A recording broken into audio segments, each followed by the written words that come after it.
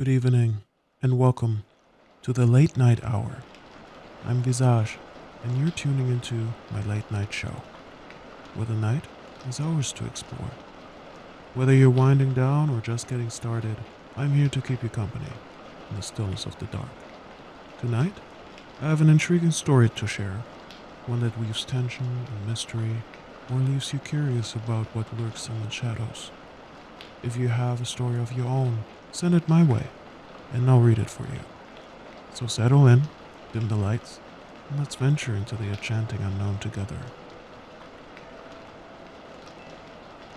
Let's begin, shall we? The building across. The building across mine had always been an eyesore, a decaying relic of bygone era, standing stubbornly among the newer, shinier towers of the city.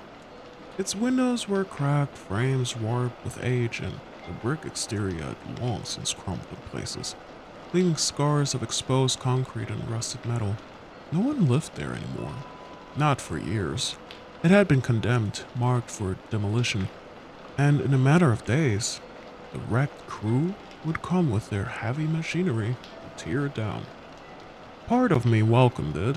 That empty shell had always been making me, well, uneasy, looming so close that the two buildings seemed to lean into one another.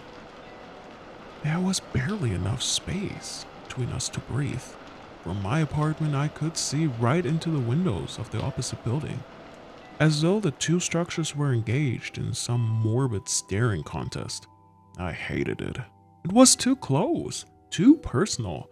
It always felt like something was watching me from those darkened windows, even though I knew no one was inside. The building was dead. Still, knowing it would soon be gone didn't ease the tension I felt whenever I looked out my window. I tried not to think about it. I would return from work each night, tired and numb, and close my blinds without even glancing at the gaping windows across the way.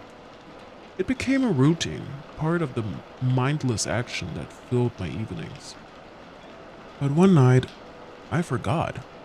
I came home late, exhausted from another long shift, and the world outside felt like a blur. I tossed my back down, kicked off my shoes, and collapsed onto my bed without giving a second thought to the blinds. I hadn't realized I'd left them open. I lay there, staring up at the ceiling, the sounds of the city below washing over me in a dull, endless hum. The air was thick with heat, clinging to my skin in a way that made me feel sleepy, but I was not able to sleep. I really should have taken that shower before heading to bed. I rolled over, trying to get comfortable. Something nagged at the back of my mind. What was that damn building? Without thinking, I glanced toward the window. The blinds were wide open, offering me a clear view of this goodness, ugly building across the way. In the dim light of the street lamps, I could see it all too clearly. The rusted balconies, the crumbling brickwork, the yawning darkness behind those broken windows. It stood there, silent and looming, like a corpse waiting for burial. For a brief moment, I considered getting up to close the blinds. A strange, morbid curiosity kept me still. It was going to be torn down soon. What harm could it do to look just for a moment? And then I saw him. At first, it was just a shape, a shadow that didn't belong to the jagged lines of the building structure. My breath hitched in my throat, my eyes locking onto the figure standing on the balcony directly opposite of mine. He was there again, the same man I'd seen before. Tall and still, his body half hidden in the shadows. My stomach twisted as a cold wave of fear washed over me. I hadn't seen him for days, and part of me had hoped I never would again. But there he was, just as I remembered. Pale, creepy, and watching. I sat up slowly, my heart thudding in my chest. I told myself it wasn't possible. The building was empty, no one was supposed to be inside. It had been condemned, and yet he stood there, staring straight at me. His head was tilted, ever so slightly, as though he were trying to get a better look. I could feel his eyes on me, even from this distance, and the weight of his gaze pinned me to the bed. He didn't move. He never did, just stood there. An unblinking specter fixed on me as if I were the only thing in the world that mattered. The following night, I tried to pretend it hadn't happened. I closed the blinds, locked my balcony door, and buried myself in my evening routine, doing everything I could to distract myself from the gnawing dread in my chest. But the feeling lingered.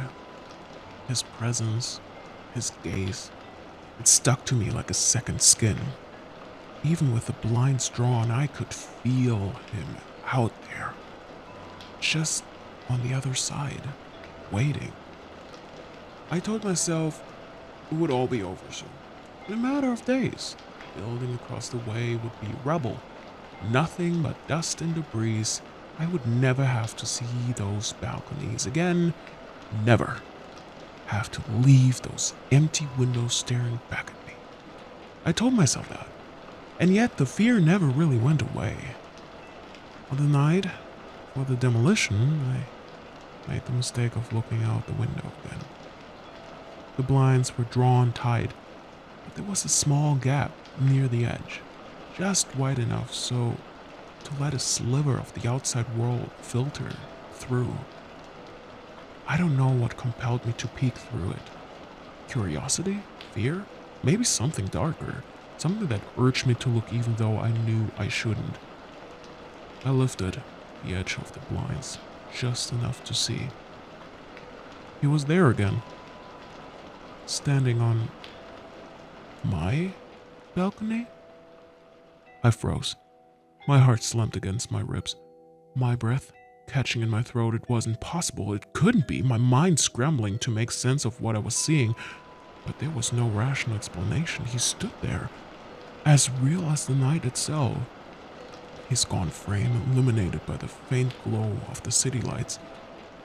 His eyes, those empty hollow pits, stared straight through the glass, looking onto me with a hunger I couldn't understand. Its lips twisted into that same weird shaped smile, stretched, too eager to get through this window. I backed away from the window, my hands trembling as I fumbled for the phone. I needed to call someone, anyone, to make sure I wasn't losing my mind. But before I could, a low creak filled the air. A sound that sent a bolt of terror straight through me. It was the sound of the balcony door. It was unlocked. I stumbled toward the door, my pulse racing as I slammed it shut and twisted the lock. My fingers were shaking so badly that I could barely hold on. I stood there, breathless, waiting for some sign that he was still there, still watching. But when I finally dared to peek through the blinds again, he was gone. The building was torn down the next morning. I watched from a distance as the wrecking crew moved in, the machines tearing through the concrete and brick like it was paper. The air was thick with dust, the sound of collapsing walls and crashing debris filling the street. By noon, the entire structure had been reduced to rubble, and the vacant lot where the building once stood was nothing more than a graveyard of twisted metal and broken stone. But the relief I expected never came. That night, as I laid in bed, I couldn't shake the feeling that something was still there. Even though the building was gone, the space where it had stood still felt wrong. I couldn't explain it, but I felt it. An invisible weight pressing in on me, like the ghost of the building itself was watching, waiting for me to look. And though I told myself over and over that it wasn't possible, that the man was gone along with the structure, I couldn't ignore the feeling that his eyes were still on me.